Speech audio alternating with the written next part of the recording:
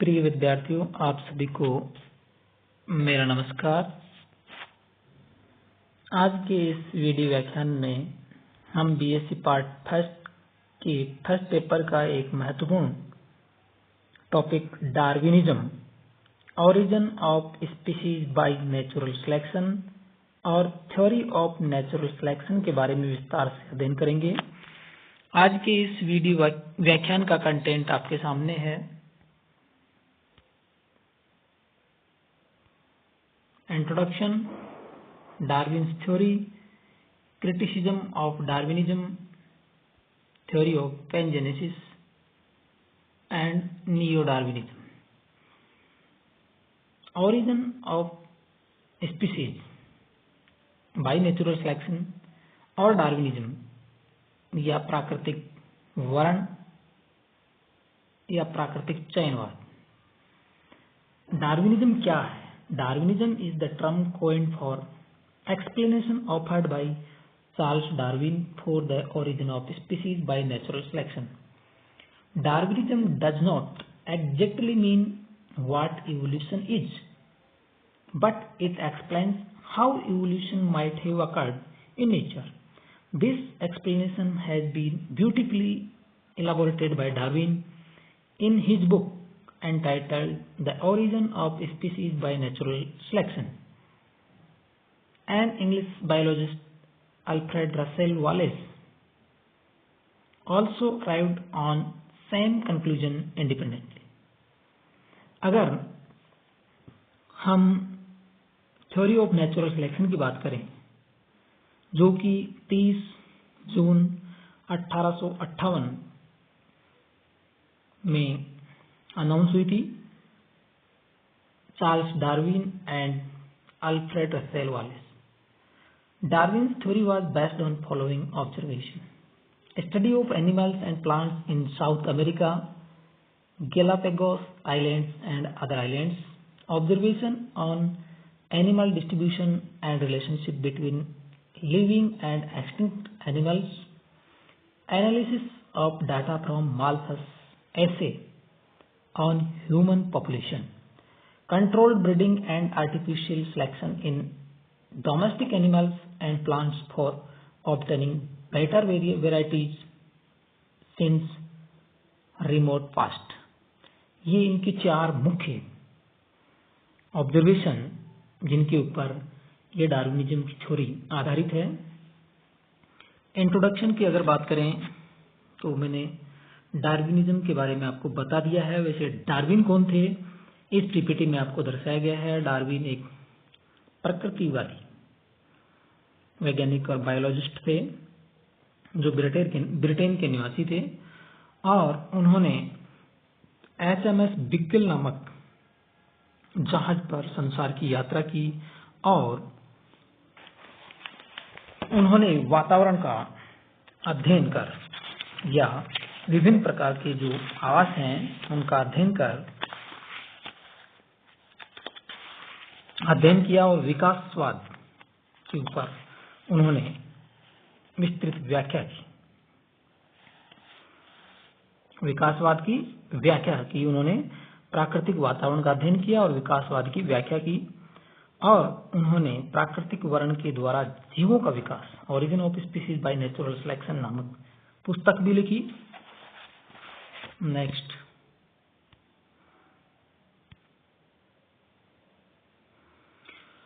Darwin's theory या जो सिद्धांत है उसके बेसिक पोस्टुलेट्स क्या है वो आपके सामने है।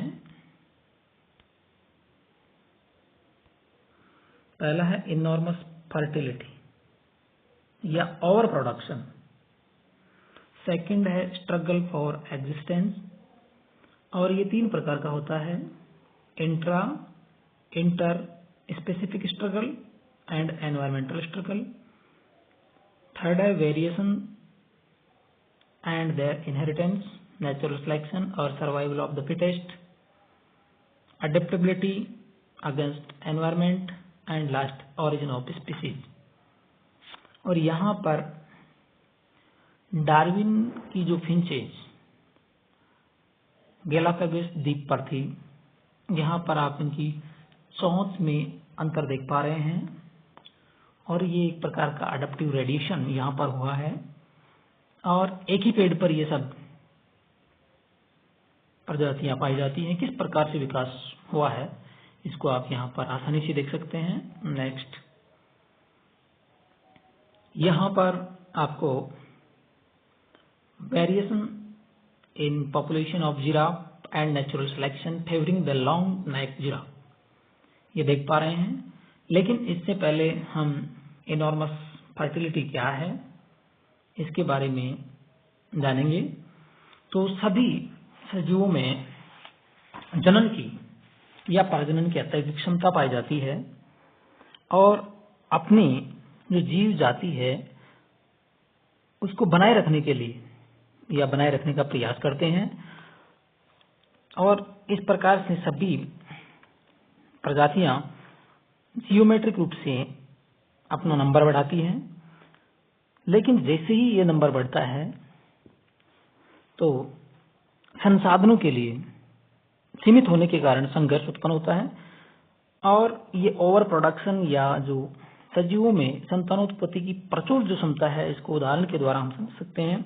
एक पैरामीशियन divides 3 times in 48 hours. A codfish produces over 1 million eggs in a year.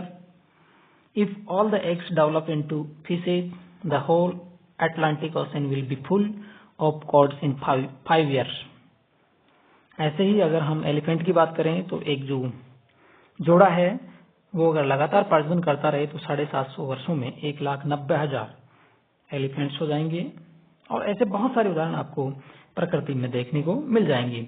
लेकिन जैसे ही ये ओवर प्रोडक्शन होता है फिर भी आप देखते हैं कि प्रकृति में जो जाति के सदस्य हैं उनकी संख्या लगभग निश्चित बनी रहती है। उसका कारण है संघर्ष और उसको नाम दिया जीवन संघर्ष। किसने? डार्विन ने। और संघर्ष में विजय किसकी होती है ये विवाद का प्रश्न है, लेकिन हर्बर्ट स्पेंसर ने इस संघर्ष में विजयी रहने वाले जीवों को सर्वाइवल ऑफ द फिटेस्ट, योग्यतम ही जीवित रहते हैं, कहा। किसने? हर्बर्ट स्पेंसर ने। बहुत बार यहाँ से प्रश्न पूछा जाता है। ये जो संघर्ष है वो यहाँ पर मैंने आपको बता दिया है। इंट्रा स्पेसिफिक, एक ही जाति के सदस्यों के मध्य और होता है और ये संघर्ष सबसे घातक होता है क्योंकि एक ही जाति के सदस्यों की समान आवश्यकताएं होती हैं। उदाहरण के लिए लॉबस्टर को आप यहाँ देख सकते हैं। लॉबस्टर के अंडों में पैदा होने वाले बच्चे यदि शीघ्र स्थान नहीं बदले तो वे स्वयं के ही शत्रु हो जाते हैं। अंतरजातीय या इंटर स्पेसिफिक स्ट्रगल का अर्थ है कि विभिन्न जातियों के मध्य होने वाले संघर्ष को ये बहुतायत में पाया जाता है क्योंकि कुछ जीव दूसरे जीवों के भोजन होते हैं। थर्ड जो टाइप है वो है एनवायरमेंटल, जीवधारियों के वातावरण के विरुद्ध, यानी वातावरण और सजीवों के मध्य अन्योन्य क्रियाएं होती रहती हैं। जैसे ही वातावरण में परिवर्तन होता है सजीव उनके अनुसार अपने को ढालने का प्रयास करते हैं तो के विरुद्ध जातियों के सदस्यों में जीवित रहने या वातावरण एवं सजीवों के बीच होने वाले संघर्ष को पारिस्थितिकी संघर्ष कहते हैं। सभी जीव गर्मी, सर्दी, वर्षा, सूखा, वायु वेग आदि अनेक वातावरणीय दशाओं से बचने के लिए परस्पर क्या करते हैं? संघर्ष करते हैं। थर्ड है वेरिएशन एंड देयर इनहेरिटेंस। जैसे ही वातावरण में परिवर्तन होते हैं या यूं कहें कि इस उदाहरण को आप आगे के डायग्राम में दिखाया था मैंने भी, जिराफ का उदाहरण दिया, उसमें 3 पॉपुलेशन ए और बी एंड सी हैं और वहां पर आप देख पा रहे हैं, पुनः दिखा देता हूं, देखिए पॉपुलेशन ए, पॉपुलेशन बी और पॉपुलेशन सी। यहाँ पर इनकी गर्दन, जिराफ की जो गर्दन है वो छोटी है लेकिन यहाँ पर बड़ी हो रही है। जिराफ बदलते हुए पर्यावरण यानी जो इनका आवाज था उसमें घास धरातल पर मिल रही थी, लेकिन जैसे ही कमी हुई तो ये ऊपर से अपनी जो खाद्य सामग्री उसको प्राप्त करने के लिए तनाव उत्पन्न हो रहा है गर्दन में। और ये जो विभिन्न प्रकार के वेरिएशंस हैं उनमें से variation in population of giraffe and natural selection favouring the long neck giraffe. और जो विभिन्नताएं वातावरण के अनुकूल हैं, या यूं कहें कि बदलते हुए पर्यावरण के अनुरूप हैं, वो प्राणी को फेवर करती है। क्या करती हैं? सिलेक्ट करती हैं। तो और यही विभिन्नताएं आनुवंशिक होती हैं। डार्विन के सिद्धांत के अनुसार होती हैं। वेरिएशन एंड देयर इनहेरिटेंस, विभिन्नताएं और आनुवंशिकता, तो ये यानी दोनों कारक हैं किसके? जैव विकास के कारक हैं। अगर विभिन्नताएं नहीं होंगी तो जैव विकास संभव नहीं है। और ये विभिन्नताएं आनुवंशिक होने से क्या होती हैं? एक पीढ़ी से दूसरी पीढ़ी में पहुंचते हैं, जिसके फलस्वरूप नई किस्म के जीव उत्पन्न होते हैं। डार्विन ने इन्हीं के आधार पर जाति के उद्भव, ओरिजिन ऑफ स्पीसीज का सिद्धांत प्रतिपादित किया है। अगला है नेचुरल सिलेक्शन और सर्वाइवल ऑफ द फिटेस्ट। प्रकृति उन्हीं प्राणियों का चयन करती है, जो पर्यावरण के अनुकूल होते हैं, यानी पर्यावरण के अनुकूल अपने आप को ढाल पाते हैं। अन्यथा वो प्राणी प्रकृति से विलुप्त हो जाते हैं। उदाहरण दिया गया है यहाँ पर मेसोजोइक काल में पाए जाने वाले रेप्टाइल्स, जो बड़े बड़े विशालकाय डायनासोर थे और बदलते हुए पर्यावरण के अनुसार अपने आप को ढाल नहीं पाए, फलस्वरूप वो सब नष्ट हो गए। लेकिन छोटे छोटे जंतुओं ने अपने को वातावरण के अनुकूल बदल लिया, जिससे वो नष्ट होने से बच गए। और ये सिद्ध करता है कि वातावरण से अनुकूल न रहने वाले प्राणी जिंदा नहीं रह सकते हैं। अडेप्टेबिलिटी अगेंस्ट एनवायरमेंट, ये मैंने आपको बता दिया है कि बदलती हुई परिस्थितियों के अनुसार प्राणियों का अनुकूलित होना। और लास्ट है, जो विभिन्नताएं आनुवंशिक हो जाती हैं, यहाँ पर जो विभिन्नताएं बताई थी डार्विन ने, वो विभिन्नताएं अगर उनको हम देखना चाहें तो वास्तविक विभिन्नताएं हो सकती हैं, सतत हो सकती हैं, असतत हो सकती हैं, गणनीय हो सकती हैं, कायिक हो सकती हैं और भ्रूणीय। और जो विभिन्नताएं एक पीढ़ी से दूसरी पीढ़ी में चली जाती हैं, और उसके कारण अगर हम मूल जो एंसेस्टर हैं उनको लास्ट जो स्टेज का जो प्राणी है उससे अगर देखना, समानताओं को देखना चाहें तो काफी अंतर आ जाता है, और फलस्वरूप अंततः एक नई जाति का उद्भवन होता है। यानी अगर आप शेर और तेंदुए की रचना और स्वभाव को देखें तो समानता एक पूर्वज की ओर इंगित करती है, लेकिन अपने वातावरण में अनुकूलित बनाए रखने के लिए इनमें धीरे धीरे परिवर्तन आते गए, और ये परिवर्तन स्थायी रूप से इतने प्रभावशाली हो गए कि दो पृथक जातियों का निर्माण हो गया। अगर हम वालेस की चार्ट को या उसके चार्ट के द्वारा अगर समझना चाहें तो यहाँ पर इसके कारण क्या होता है?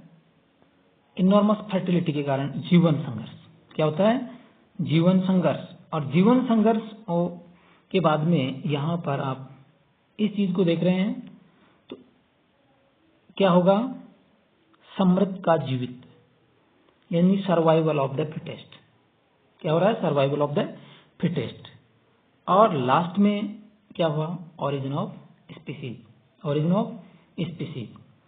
तो वेलेस चार्ट के द्वारा भी हम इस चीज को समझ सकते हैं। नेक्स्ट,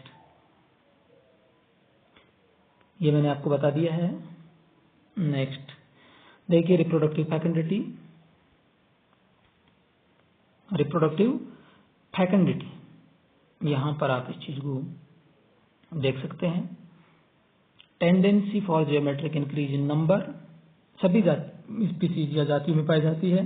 जैसे ये बढ़ती हैं, सीमित संसाधनों के कारण, एनवायरमेंटल स्ट्रेसेज या लिमिटेड रिसोर्सेज होने के कारण ऐसा होता है।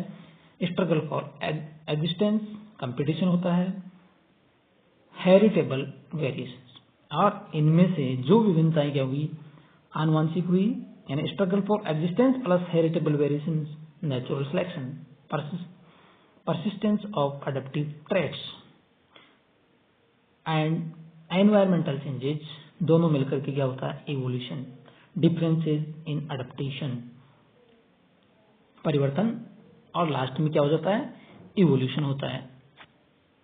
graphical representation of and conceptual explanation for evaluation by natural selection given by Darwin. Next,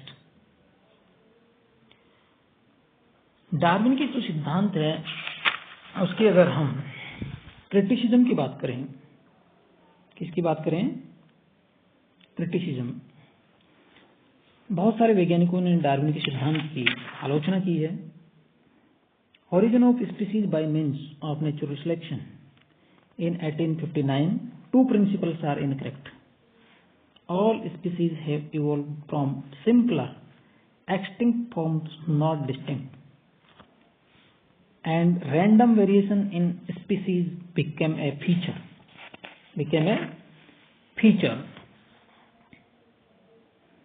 of the species where they promote the survival of that species. Darwin proposed a theory of the survival of the fittest. This theory was also proposed by Spencer in Principles of Biology.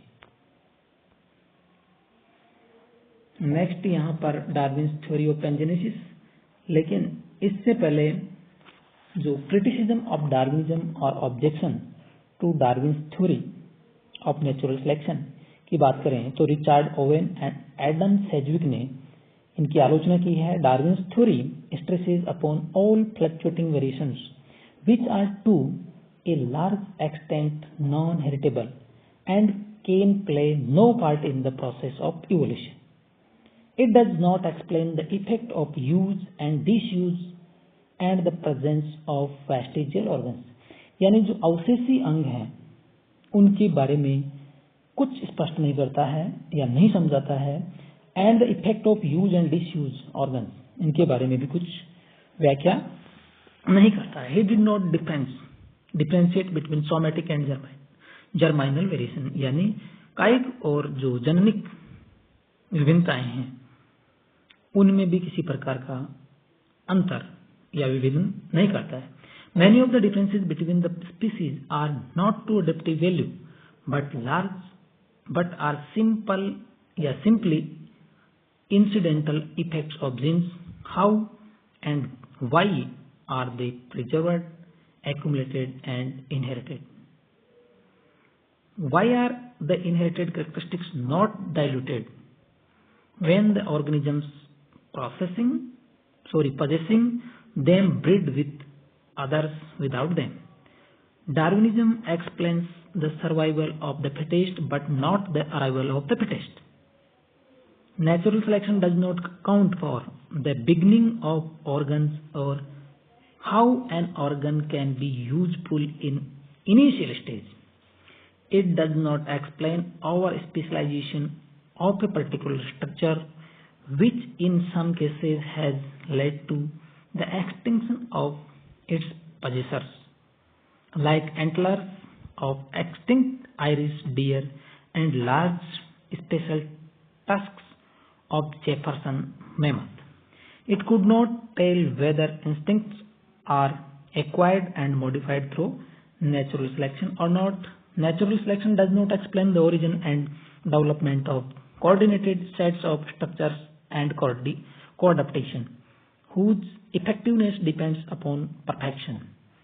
Adaptations such as electric organs of fishes, mimicry in Calima butterfly, etc. cannot be explained by natural selection. Darwin's proposed artificial selection for improving races of domestic plants and animals, but these could never lead to permanent specific variations.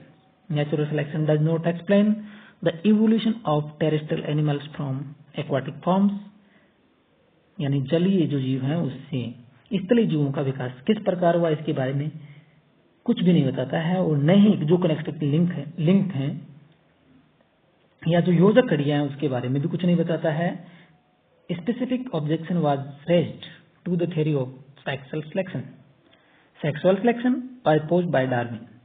The theory involves passivity on the part of male and an active choice on the part of female for a more beautiful, attractive and more powerful male. Next, Darwin's theory of pangenesis. Darwin's theory of pangenesis या पेंजीनवाद क्या है? Darwin ने नई जाति के उद्भव या उद्गम को समझाने के लिए पेंजीनवाद क्या प्रस्तुत किया? पेंजीनवाद। Darwin's theory of pangene. यहां पर सबसे पहले आपको यह समझना है कि पेंजीन या क्या है। इस सिद्धांत के अनुसार प्रत्येक प्राणी के प्रत्येक अंग में, इस सिद्धांत के अनुसार प्राणी के प्रत्येक अंग में अति सूक्ष्म रचनाएं पाई जाती हैं या बनती हैं, जिन्हें पेंजीन के नाम से जाना जाता है, और इनमें अंग की रचना एवं कार्य की सभी सूचनाएं निहित होती हैं, और ये पेंजीन रक्त द्वारा प्रजनन क्रिया के लिए बनने वाले युग्मक में प्रवेश कर जाते हैं। युग्मक भावी संतति का लघु रूप होता है और इसमें सभी अंगों की पेंजीन होती है। निषेचन क्रिया की या प्रक्रिया के फलस्वरूप युग्मनज का निर्माण होता है। युग्मनज परिवर्तित होकर नई संतति बनाता है, जिसमें स्थित पेंजीन किसका निर्माण करती है? अंगों का निर्माण करती है। इस प्रकार माता पिता के लक्षण एवं विभिन्नताएं इन्हीं पेंजीन द्वारा संतति में पहुंचकर नई जाति का विकास करती है। इसको आप डायग्राम के माध्यम से यहाँ पर देख रहे हैं। Gemmules disperse through whole system, transferred to germ cell of parents, gemmules blended and passed to offspring।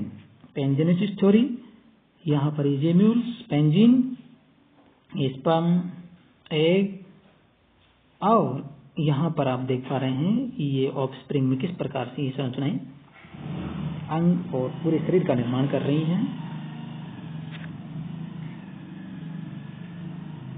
Neo Darwinism. Neo Darwinism क्या है? Neo Darwinism is a modified version of the theory of natural selection and it's sort of reconciliation between Darwin and de Vries theory, दोनों के बीच का।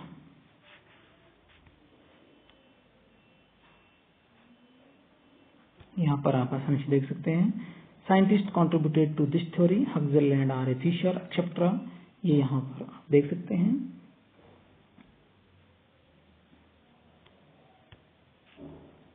Thank you.